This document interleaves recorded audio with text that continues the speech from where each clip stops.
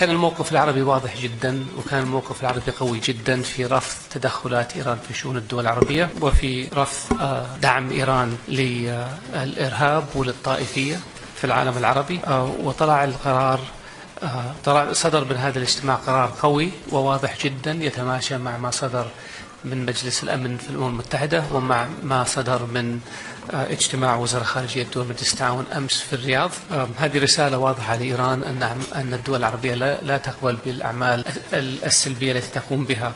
المملكة العربية وصلت إلى هذه النقطة ليس بسبب انتهاك حرمة السفارة والقنصلية فقط، ولكن على مدى تجربة أكثر من 3 عقود الذي رأينا فيها إيران تقوم بأعمال سلبية، سواء دعم التطرف أو دعم الطائفية أو محاولة تجنيد أبناء البلدان العربية ليقوموا بأعمال ضد شعوبهم، دعمها لميليشيات، إرسالها لقوات لتقوم بأعمال عنف في دول عربية. هذه كلها امتدت على مدى سنوات طويلة جدا، ووصل العالم العربي وبالذات المملكة العربية السعودية لنقطة أن الواحد يقول كفى.